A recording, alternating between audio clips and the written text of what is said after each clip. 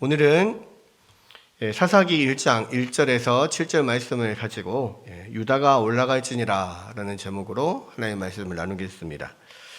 자, 지난주에는 이 사사기의 전체적인 서론을 살펴봤습니다. 이제 오늘부터는 이제 구체적인 그 내용을 이제 살펴볼 텐데요. 사실 이제 사사기 하면 사사들의 이야기잖아요. 근데 이 사사들의 이야기가 처음부터 나오는 게 아니고 본격적인 사사들의 이야기는 3장에서부터 나옵니다. 그럼 이제 1, 2장은 뭐냐? 그 사사들이 나오기까지의 어떤 배경이 기록이 되어 있거든요. 그러니까 서론의 역할을 하는 거죠. 하나님께서 이스라엘 백성들을 애굽에서 탈출시켜서 가나안 땅으로 인도해 오신 것에는 두 가지 목적이 있다고 했습니다. 두 가지 목적이 있죠. 첫 번째는 이 이스라엘 백성을 통해서 이 죄악이 관영한 가나안 민족들을 심판하러 하시는 것, 그것이 첫 번째 목적이었고요. 두 번째 목적은 무엇입니까?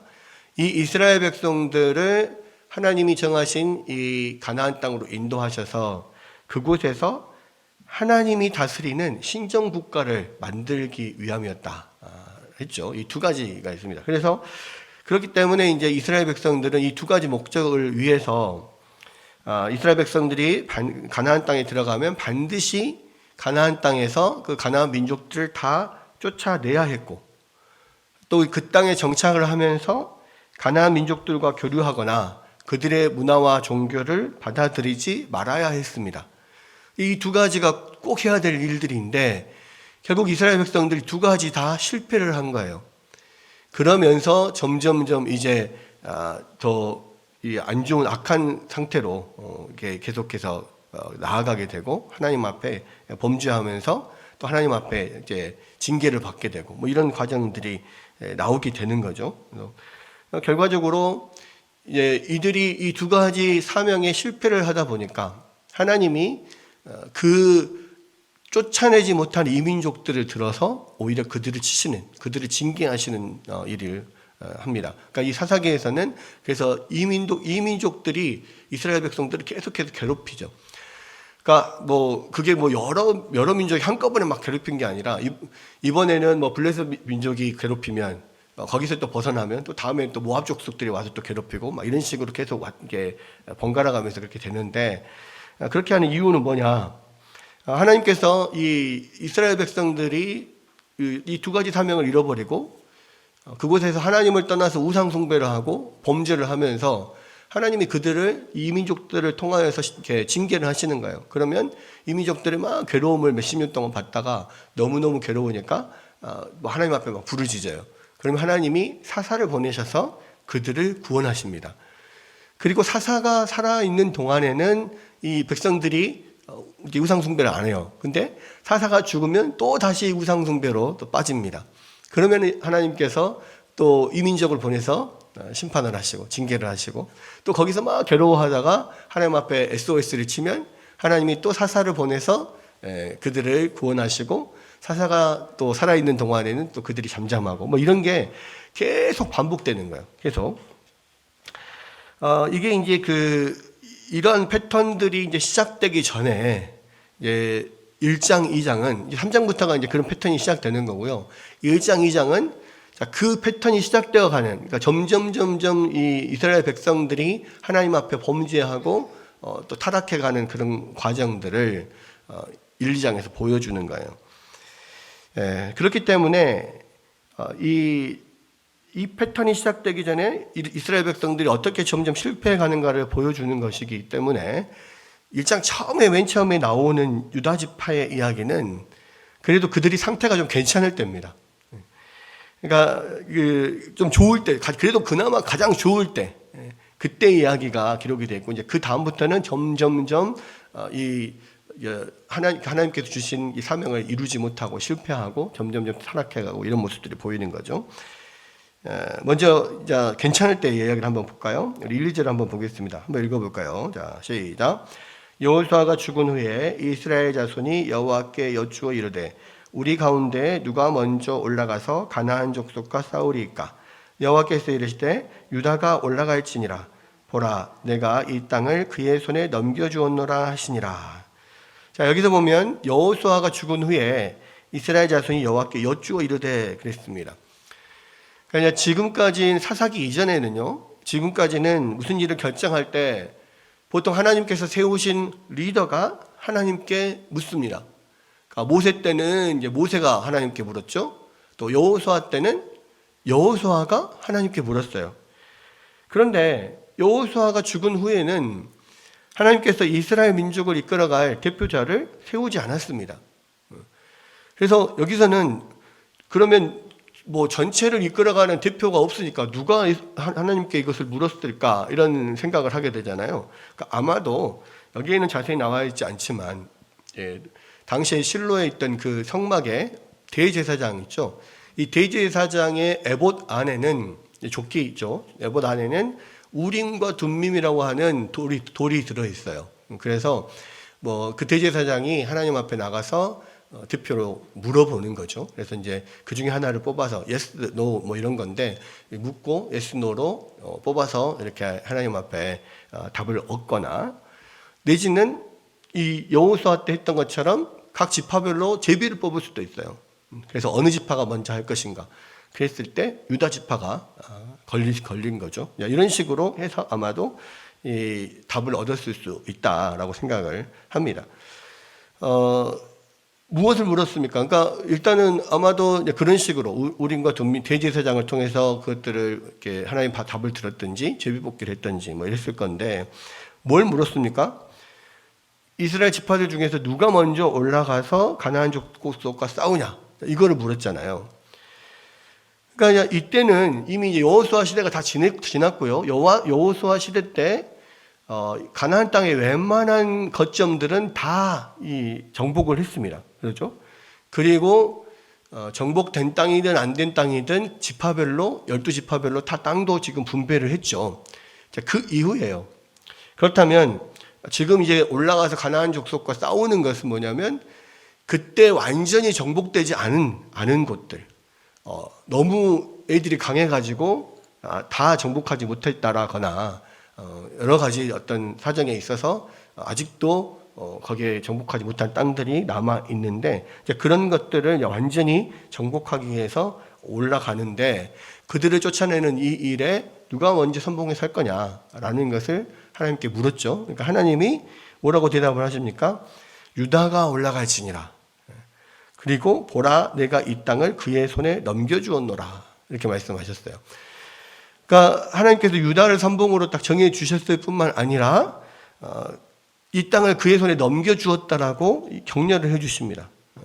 그러니까 이 말은 뒤에도 계속 나와요. 그러니까 뭐 4절에도 여호와께서 가나안 족속과 브리스 족속을 그들의 손에 넘겨주시니 그들이 승리를 했다는 이야기도 나오고 또 19절에도 여호와께서 유다와 함께 계셨으므로 그들이 승리했다 이런 이야기들이 나옵니다. 그러니까 사실은 이게 이 여호와께서 함께 하셨다. 내가 그들을 너희들에게 넘겨주셨다. 사실 이 말이 굉장히 큰 축복이에요. 하나님의 백성에 대한 최고의 축복이 뭐냐? 내가 너와 함께 하겠다. 이겁니다.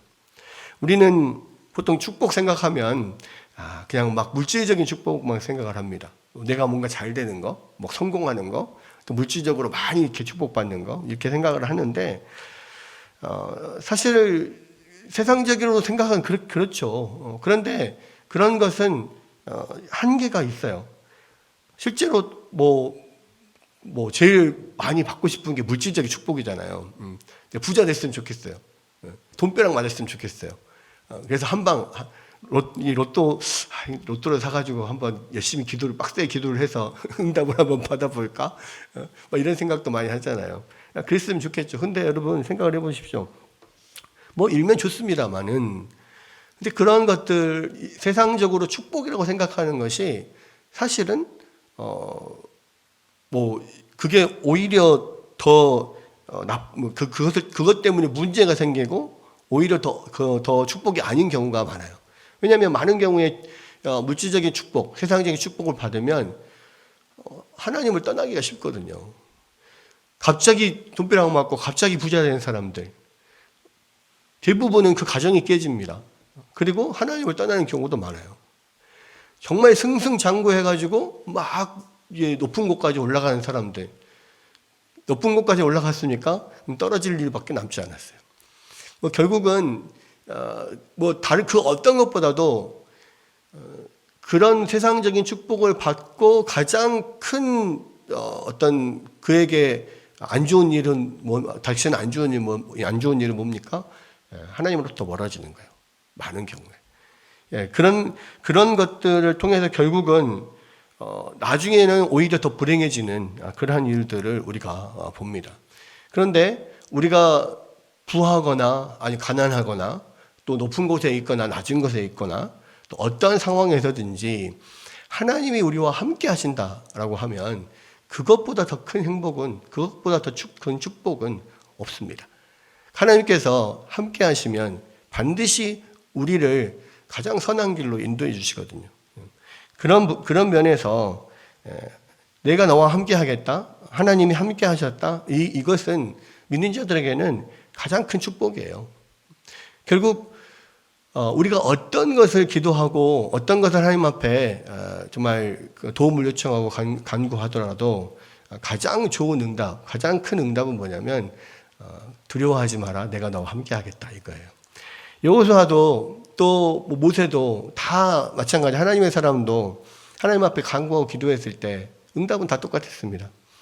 두려워하지 마라, 내가 너와 함께 하겠다. 근데 이 유다 지파에게도 똑같은 답을 주셨어요. 내가 너와 함께 하겠다. 유다가 올라가라, 내가 유다와 함께 하겠다. 여러분, 그래서 이것이 가장 큰 축복이다. 하나님이 나와 함께 하시는 거. 내가 세상에서 뭐가 되거나 내가 세상에서 어떻게 되는 것, 사실은 그것은 한계가 있는 것이 왜 한계가 있습니까? 내가 한계가 있으니까 그래요. 우리가 연약한 인간이고 한계가 있는 인간이기 때문에 한계가 있는 겁니다. 그런데 그런 한계가 있는 우리에게 어떠한 상황에서든지 완전하신 하나님이 함께 해주신 것, 그것만큼 큰 축복이 없는 거죠. 그리고 실제로 이 유다 지파는 하나님이 함께 하심으로 승리를 계속해서 얻게 됩니다. 그 다음에 이 하나님의 약속을 받은 이 유다 지파가요, 3절에 보니까 시므온 지파를 찾아가요. 3절 한번 다시 한번 볼까요? 3절 읽겠습니다. 시작. 유다가 그 형제 시므온에게 이르되 나의 제비 뽑아 얻은 땅에 나와 함께 올라가서 가나안 족속과 싸우자. 그리하면 나도 내가 제비 뽑아 얻은 땅에 함께 가리라 하니 이에 시므온이 그와 함께 가니라. 예. 자, 여기서 보면 시므온 지파, 유다 지파가 지금 시므온 지파를 찾아갔는데요. 사실 시므온 지파는 12지파 중에서도 가장 수도 적고 가장 힘이 약한 지파예요. 그죠? 반대로 유다 지파는 가장 강한 지파였죠. 수도 많고 가장 강한 지파. 그러니까 굳이 유다 지파가 시므온 지파에게 도움을 청하지 않아도 혼자의 힘으로도 충분히 이길 수 있었습니다. 그런데도 불구하고 유다 지파는 시므온 지파에게 손을 내밀어요. 아마도 이제 시므온 지파가 이 수가 작다 보니까 따로 그들의 땅을 받지 못하고 유다 지파가 가지고 있는 그 땅들 중에서 일부를 시므온 지파가 받았거든요. 그러니까 시므온 지파는 유다 지파 경내에 지금 함께 있어요. 그러니까 경내에 함께 있는 지파이기 때문에 우리가 함께 연합해서 이 일을 하면 좋겠다. 그리고 너도 내가 유다 지파에게 분배된 땅을 공격할 때 같이 함께 해주면 너희가 분배받은 땅을 공격할 때 우리도 함께 해주겠다. 이렇게 이야기를 하는 거죠.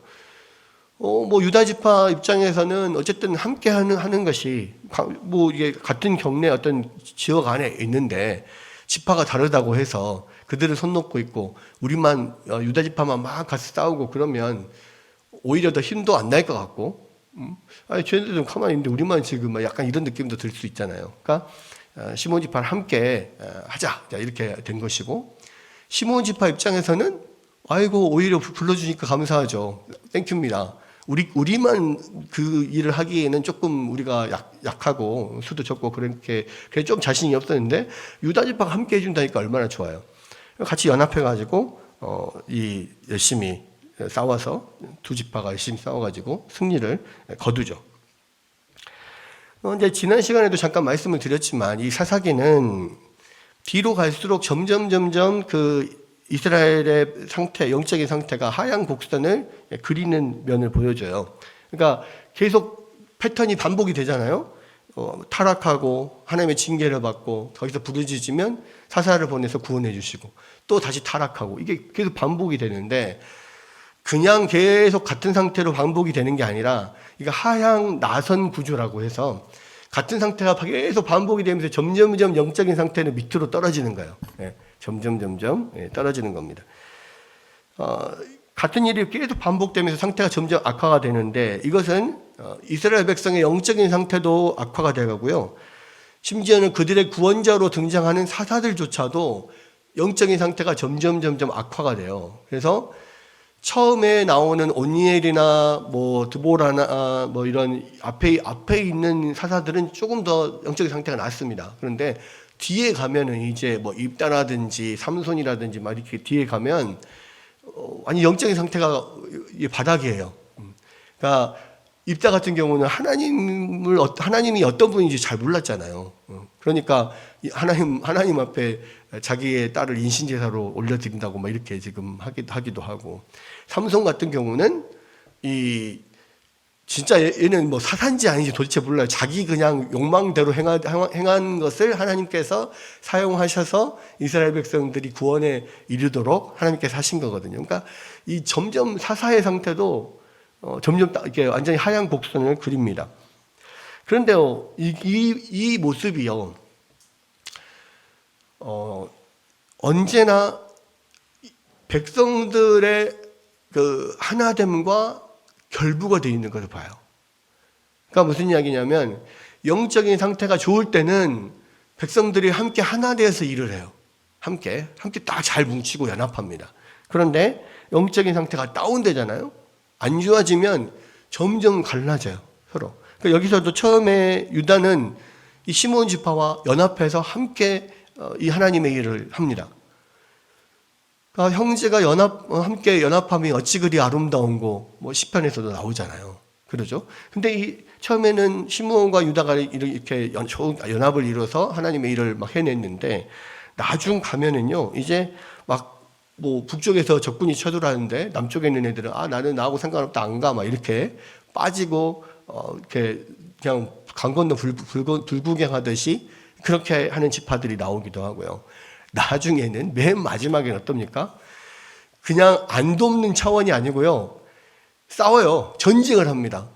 그래가지고 맨 마지막 이 사사기 21장에 가면은 베냐민 지파하고 나머지 11지파가 서로 칼 들고 막 싸워요. 그래서 어떻게 됩니까? 11지파도 엄청나게 많은 사람이 죽고요. 베냐민 지파는 거의 대부분의 남자들이 다 죽어요. 그리고 딱 600명만 남습니다. 마지막 600명만 남아요. 그래가지고 이 마지막 600명, 만약에 얘네들도 얘네들도 우리가 핍박을 하면 한 지파가, 하나님의 지파가 사라져 버리니까 안 되겠다 싶어가지고 이 600명의 남자들에게 아내를 구해주자 해가지고 뭐 여러 가지 막 일들을 하는 것들을 보거든요. 그러니까 무슨 이야기입니까? 영적인 상태가 좋을 때는 서로 잘 연합하고 똘똘 뭉치고 함께 해요. 그런데 영적인 상태가 나빠지면은 돕지 않고 합치지 않을 뿐만 아니라 서로 막 싸우고 서로 죽이고 이런 일들이 일어난다는 겁니다. 여러분, 그래서요, 교회도 마찬가지예요. 영적인 상태가 좋을 때는 서로 똘똘 뭉치고 하나 되고 함께 사랑으로 또 서로 교제하고 함께 가요. 근데 영적인 상태가 가장 나빠지면 어떻게 됩니까? 서로 싸우고 갈라지고 이런 일들이 일어나는 겁니다. 참 너무 안타까운 일이죠. 근데 이것을 우리가 기억해야 돼요. 그냥 단순히 뭐 이런저런 문제 때문에 이것이 갈라지고 싸우고 이게 아니라 그게 다 영적인 상태와 관계가 있다는 거예요. 그러니까 가정에서도 마찬가지입니다. 가정에서도 부부 간에 영적인 상태가 좋으면 서로 잘 사랑하고 연합해요. 그런데 영적인 상태가 나빠지면 서로 싸우고 갈라지고 뭐 이런 일들이 일어나요. 그룹 안에서도, 우리 소그룹 안에서도 마찬가지. 그런 면들이 성경을 보면 계속해서 영적인 상태와 함께 연합한다는 것이 함께 가고 있구나, 이런 것들을 볼 수가 있습니다. 이 사사기에서도 금연을 볼 수가 있다는 거예요. 그래서 지금 처음 시작은, 그러니까 이게 점점 나빠지는 거니까 처음에 유다 지파와 이 시몬 지파 이 사이를 보면 영적인 상태가 지금 좋을 때거든요. 하나님 앞에 묻고 또 그 순종에서 싸우고 연합해서 싸우고 이런 모습들, 아름다운 모습들이 이제 보여지는 겁니다. 그렇게 해서 지금 유다 지파와 시몬 지파가 함께 연합해서 이 전쟁을, 나머지 정복 전쟁을 지금 치르는데 여러 가지 사건들이 나옵니다. 그러니까 지금 성막이 있는 곳 실로 또 그 지역에서 모여 있으니까요. 거기에서부터 출발을 해서 지금 밑으로 쭉 내려오는 거예요. 내려오면서 지금 유다 지파들이 베스텍을 치고 또 예루살렘으로 내려오고 또 그 남방으로 내려오고 헤브론으로 내려오고 지금 계속 내려오면서 치는 건데 그렇죠. 위치는 내려오는 거고요. 이 고도상으로는 올라가는 거죠. 왜? 예루살렘이 높이 있으니까. 예루살렘이나 헤브론이나 이런 데는 유다산지 높이 있으니까 고도상으로는 올라가는 겁니다. 그런 식으로 남쪽으로 내려오면서 지금 계속 전쟁을 했는데 그 중에 이제 다 계속해서 승리했다. 하나님 함께 하시니 승리했다. 하나님 그들에게 넘겨주시니 승리했다라고 하면서 승리의 어떤 승전보를 기록을 해놨는데 그 중에 특별한 일화로 아도니 벳색 이야기를 지금 이렇게 좀 길게 말을 하고 있단 말이에요. 성경에서 어느 정도 분량이 길다 하는 것은 성경이 그것을 강조한다 또는 이게 중요하다 이렇게 이야기를 하고 있는 것과 똑같은 거예요. 그럼 아도니 벳색을 통해서 지금 성경이 말하고자 하는 게 뭐냐 이것을 좀 볼 수가 있는데 시몬 지파와 그 유다 지파가 연합해 가지고 이 벳색을 칩니다. 벳색이라고 하는 도시에서 10,000명을 죽였다 그랬어요. 10,000명을 죽이고 그 중에서 아도니 벳색의 왕인 아도니 벳색을 잡아서 엄지손가락과 엄지발가락을 자르고 이 예루살렘으로 데리고 가서 예루살렘에서 아도니 벳색이 죽는 장면이 이제 나오는데 이 아도니 벳색이 누구냐? 아도니 벳색이 아마도 사람의 이름이기보다는 이 벳색 왕을 칭하는 명칭일 거다 이렇게 약자들은 생각을 합니다. 왜냐하면 이 아도니라고 하는 말이 주 그런 뜻이거든요. 그러니까 아도니 벳색 하면 벳색의 주 이런 뜻입니다. 벳색의 주인 이런 뜻이에요. 그래서 아마도 이집트의 왕을 파라오 또는 바로 이렇게 부른다거나 이 아브라함 시대 그랄 왕 아비멜렉 나오잖아요. 아버지도 아비멜렉이고 그 아들도 아비멜렉이야. 이제 그런 게 그럼 아비멜렉도 그냥 그랄 왕을 칭하는 명칭이겠구나 이렇게 우리가 생각을 하거든요. 아마도 여기도 아도니 벳색도 벳색의 왕을 칭하는 벳색 왕의 명칭이다 이렇게 생각을 하게 합니다. 그런데 지금 여기서 보면 아도니 벳색을 만나가지고 싸워서 이긴 다음에 아도니 벳색의 엄지 손가락과 엄지 발가락을 잘라요. 왜 그럴까요?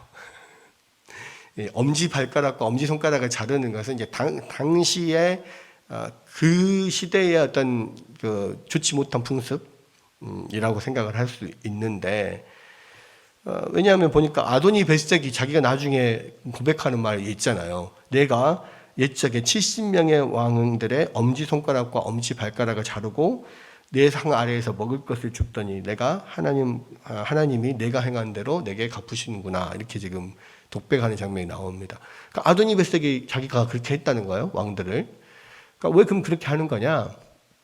두 가지 의미가 있어요. 한 가지는 이제 치욕을 주려고 하는 것이 있고요. 왜냐하면 엄지 손가락을 자르고 자기 상 위에서 먹을 것을 상 위에서 먹는 게 아니라 상 아래에서 주워 먹게 하는 이런 거는 정말 치욕을 주는 거니까. 첫 번째는 치욕을 주는 거라고 생각할 수 있고요. 두 번째는 이 무기를 더 이상 잡지 못하게 하는 겁니다. 그러니까 무언가 물건을 잡을 때, 칼을 잡거나 창을 잡을 때 꼭 필요한 게 뭐예요? 엄지손가락이 필요합니다. 보통 물건 잡을 때 어떻게 잡아요? 엄지손가락이 있어야 잡잖아요. 창을 잡을 때도 이렇게 잡아야 됩니다. 근데 만약에 엄지손가락이 없잖아요? 엄지손가락이 없으면 어떻게 됩니까? 요렇게만 잡아야 돼요. 이렇게 되면은 이게 고정이 안 되니까요. 칼 들고 예를 들어 싸웠을 때 요렇게 치면은 바로 무기가 튀어나가게 됩니다. 엄지손가락으로 딱 이렇게 잡아줘야 안 튀어나가는 거죠. 그러니까 이제 더 이상 무기를 잡지 못하게 만드는 거예요. 그런 면을 이제 두 가지 목적을 가지고 그렇게 하는 건데, 근데 굉장히 잔인한 일이죠.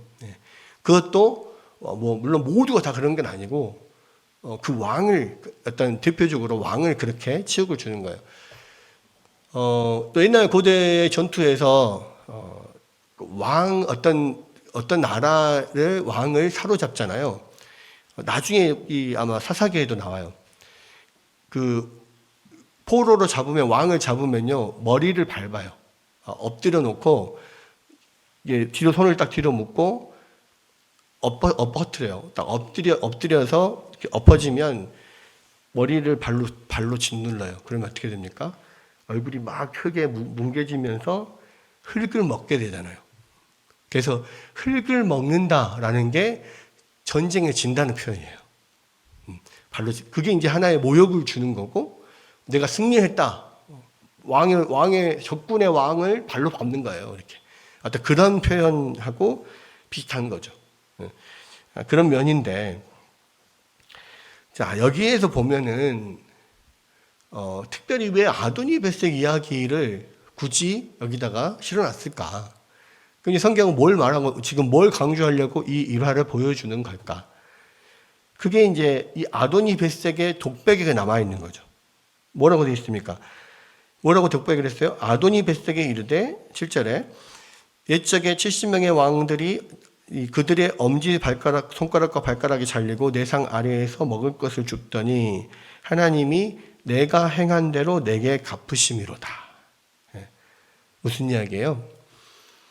하나님은 행한 대로 갚으시는 분이라는 거예요. 아도니베섹이 그렇게 70명의 왕에게 그렇게 잔인하게 그렇게 했었던 것을 그대로 하나님께서 그에게 갚으셨다. 그 이야기를 이 아도니베섹의 입술을 통해서 우리 가운데 이야기를 하는 겁니다. 하나님 어떤 분이시라고요? 행한 대로 갚으시는 분. 우리가 성경을 볼 때 늘 그 관점에서 봐야 돼요. 이 성경에 나오는 하나님은 어떠한 분이신가? 성경은 이 장면을 통하여서 우리에게 하나님의 어떠한 면을 알려주려고 하는 걸까? 자, 이 생각을 가지고 이 성경을 볼 때, 이게 하나님, 이 성경이 말하려고 하는 메시지를 우리가 더 바로 이렇게 깊게 받아들일 수가 있는 건데, 여기서 보면은 뭐예요? 결국 하나님은 모든 악과 모든 선에 대해서 하나님께서 반드시 갚으시는 분이라는 거예요. 특히 여기서는 우리가 행하는 모든 죄, 모든 악, 하나님께서 행한 대로 보응하신다. 갚으신다. 이것을 지금 보여주고 있는 겁니다. 여러분, 하나님은요, 반드시 우리에게 행한 대로 갚으시는 분이에요. 그것은 우리가 선을 행하는 것도 하나님께 갚으시고요. 또 악을 행하는 것도 분명히 거기에 대한 벌을 하나님께서 내리십니다. 여러분, 근데 그래서 성경에 보면은요, 하나님께서 범죄한 것들은 하나님께서 다 분명히 그에 대해 해당하는 그 벌을 충분하게 내리시고 갚으시는 것을 볼 수가 있어요. 그러니까 여기도 보면 유다의 왕 우시야가 되게 선한 왕이었거든요. 그리고 자기가 하나님 앞에 이렇게 신실하게 행했어요. 그런데 마지막에 갑자기 말년에 이 우시야가 교만해져가지고 느닷없이 자기가 제사장만 할 수 있는 분향을 자기가 성전에 들어가서 내가 하겠다고 뻑뻑 우기다가 결국 하나님 앞에 매를 맞고 그 자리에서 문둥병을 얻어가지고 결국은 왕의 자리에서도 물러나게 돼요. 그러니까 그거는 직접적으로 지금 바로 하나님께서 범죄한 그 시간에 하나님께서 바로 지금 치신 거잖아요. 근데 또 그와 비슷하게 이 이스라엘의 아하방 같은 경우는 이 나봇의 포도원을 욕심을 내요. 그래서 사실 그 포도원이 뭐라고? 그 아하방도 참 웃겨요. 왕인데도 불구하고 그 포도원을 보고 욕심을 내가지고 저 포도원 갖고 싶은데 끙끙끙 앓아요. 그러니까 자기 아내 이세벨이 비웃죠. 아니 당신은 왕이 돼가지고 그거 하나도 처리 못하냐고 그러면서 신하들을 시켜가지고 나봇을 죽여버려요. 그리고 그 포도원을 빼앗아 버립니다. 그런데 하나님은 뭐라고 그러십니까? 하나님은 모든 땅은 다 하나님의 것이라고 그랬어요. 그러니까 개인이 그것을 사고팔 수가 없어요. 그래서 다만 사고팔 수 있는 것은 그 땅의 사용권만을 사고파는 거예요. 그래서 희년까지 얼마가 남았냐? 3년 남았다. 그러면 3년 동안 내가 그 땅을 일굴 권한을 사용. 그래서 3년 동안을 사용하고 희년이 되면 다시 원주인에게 반납해야 돼. 이게 이스라엘의 법이었거든요. 그런데 아합은 물론 이세벨이 그것을 했지만 아합은 그냥 묵인하고 동조한 거죠. 나봇의 포도원을 갖고 싶어가지고 막 끙끙끙 앓고 있는 것을 이 나봇을 죽이고 포도원을 빼앗아가지고 이 아합에게 줬잖아요. 그 아합이 그것을 받고 좋아했습니다. 그랬더니 어떻게 됩니까? 하나님께서 아합에게 선지자를 보내가지고 나봇의 피가 흘려진 바로 그곳에서 네 피가 흐를 것이다 이렇게 이야기를 해요. 결국은 진짜로 그 나봇의 포도원에서 아합이 거기서 피를 흘리고 죽게 됩니다.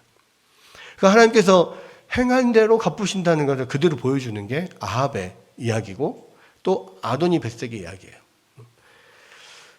여러분, 근데요, 성경을 보면은 하나님께서 그 사람에게 바로 갚으시는 경우도 있지만 또 시간이 걸려서 갚으시는 경우도 있어요.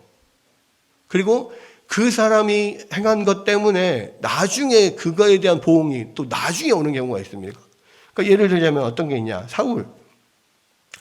원래 우리가 여호수아에서 기브온 족속들 알잖아요. 기브온 족속들이 원래 이 가나안 땅에 바로 근처에 있는 바로 중심에 있는 그런 족속들인데 기브온에 사는 사람들이 여호수아를 속여가지고 마치 먼 나라에서 온 것처럼 막 곰팡이 핀 빵이랑 막 그런 썩은 물 막 이런 거 가지고 와가지고 우리가 멀리 있는데 당신 소문을 듣고 화친하러 왔다 막 이렇게 이야기를 하면서 속이잖아요.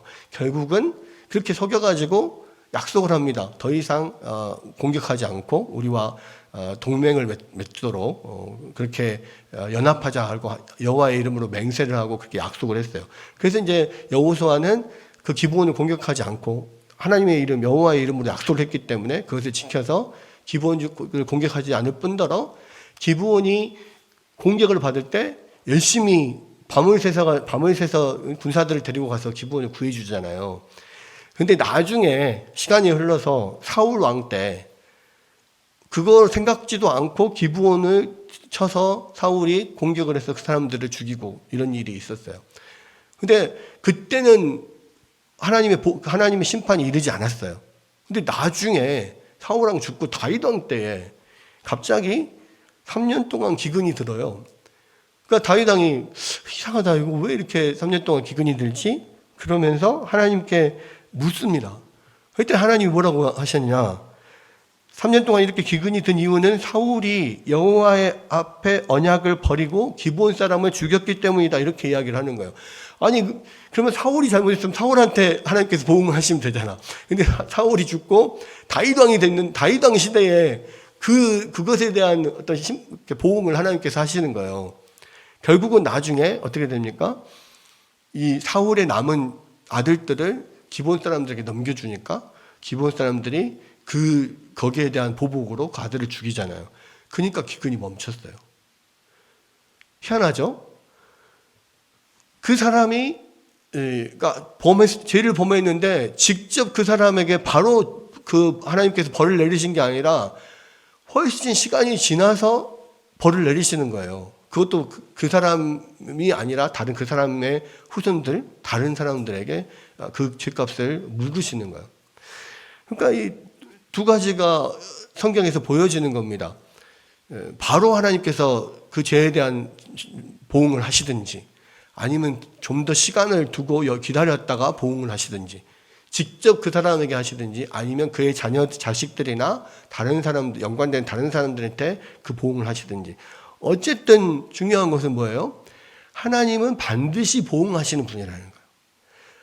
사람의 죄나 사람의 선이나 악이나 모든 것에 하나님께서는 반드시 그 보응을 하시는 분이다 라는 겁니다. 여러분, 심지어는요, 우리가 이 세상에서 지은 죄를 이 세상에서 죄값을 치르지 않으면 나중에 반드시 죽은 뒤에 그 죄값을 더 크게 치르게 돼요. 여러분, 내가 세상에서 잘못했을 때 하나님께서 바로 우리 가운데 어려움을 주시고 죄값을 치르게 죄에 대한 어떤 그런 벌을 내리시면 당연히 많은 고통을 당하겠죠. 근데 오히려 그것이 더 좋을 때가 있어요. 오히려 그것이 더 좋아요. 왜? 우리가 그것을 통하여서 하나님 앞에 회개할 수 있는 기회를 얻게 되는 거거든. 하나님은 왜 우리에게 벌을 주십니까? 회개하라고 벌을 주시는 거예요. 그렇죠? 그러니까 오히려 이 시대, 이 상황에서 바로 벌을 주시거나 이 세상에서 우리에게 벌을 주시면 오히려 그 사람에게 회개의 기회를 주는 거예요. 근데 만약에 이 세상에서 정말 이 사람이 악을 행했는데도 불구하고 하나님이 벌을 안 주시면 어떻게 됩니까? 죽은 뒤에는 훨씬 더 힘들어요. 죽은 뒤에는 지옥에서 그 벌을 다 받아야 돼요. 그러니까 나는 하나님 앞에 죄를 졌는데 나는 벌 안 받았지롱, 자랑할 것이 없어요. 오히려 이 세상에서 벌 받는 게 나아. 오히려 이 세상에서 벌 받고 천국 가는 게 나아. 오히려 이 세상에서 벌 안 받고 지옥 가서 고통 당하느니 차라리 여기서 벌 받고 천국 가는 게 나아요. 그래서요, 하나님의 백성들은요, 믿는 사람들은요, 뭐 잘못하면 안 믿는 사람들보다 훨씬 그것이 크게 되고 크게 드러나고 또 훨씬 더 거기에 그들이 생각했을 때 훨씬 더 큰 벌을 받게 돼요. 사람들이 생각하죠. 아니, 하나님을 믿는 사람들을 왜 하나님께서 이렇게 괴롭히실까? 이렇게 생각할 수 있어요. 근데 아니요. 그것이 오히려 은혜예요.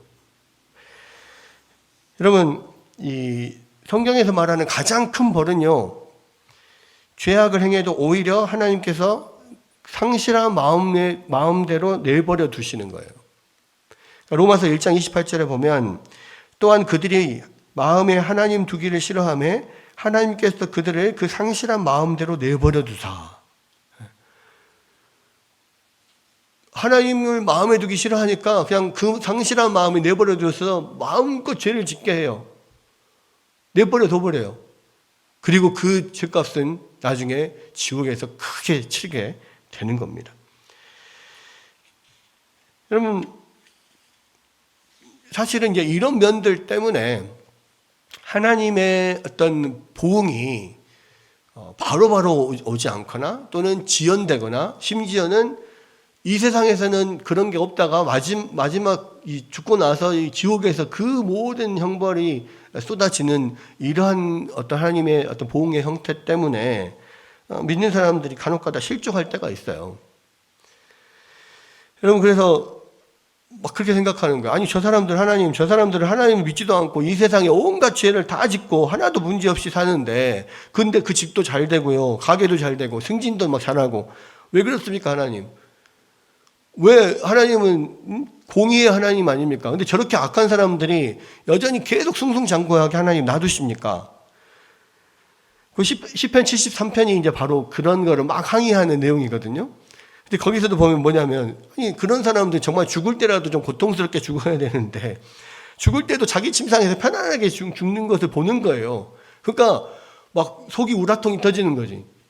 아니, 하나님, 저렇게 악한 자들을 저렇게 그냥 승승장구하고 마지막 죽을 때도 편안하게 죽게 하고, 그럼 하나님 정말 살아계십니까? 하나님 공의의 하나님이십니까? 하나님 정말 나는 그렇게 안 대하고, 저는 악한, 나같이 선한 사람에게는 하나님 그렇게 안 하시고, 저렇게 악한 사람들은 그렇게 해주시고, 하나님 도대체 어떻게 된 겁니까? 막 이렇게 항의를 해요. 시편 73편에 보면. 근데 마지막 뒤에 가다 보면 그 이야기가 나옵니다. 뭐라고 이야기가 나오냐? 하나님의 성소에 들어갈 때에 내가 그들의 종말을 깨달았나이다. 그러니까 하나님의 성소에 들어가서 기도하고 말씀 묵상하고 하는 와중에 깨달은 바가 있다는 거예요. 그러니까 성경의 내용들 이렇게 보니까 깨달은 바가 있다는 거예요. 뭡니까? 이들의 모든 죄악을 이 땅에서 쌓고 이 땅에서 보응을 안 받으면 결국은 죽은 뒤에 마지막 종말이 지옥에서 엄청난 심판을 받게 되는, 엄청난 형벌을 받게 된다는 것을 알게 되었다는 거예요.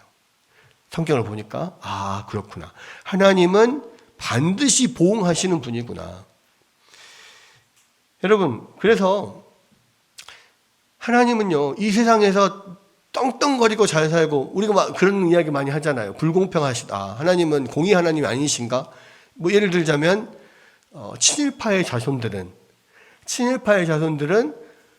회개하지도 않고 그 친일파들이 갖고 있던 그 모든 재산들을 가지고 지금도 떵떵거리고 살고, 독립운동을 했던 그 나라를 위해서 목숨을 바쳤던 독립운동가의 자손들은 지금도 여전히 어려운 삶을 살고 있고, 만약에 하나님이 살아계시다면 왜 이 세상에 이렇게 불공평한 일들이 일어나게 하시는 겁니까?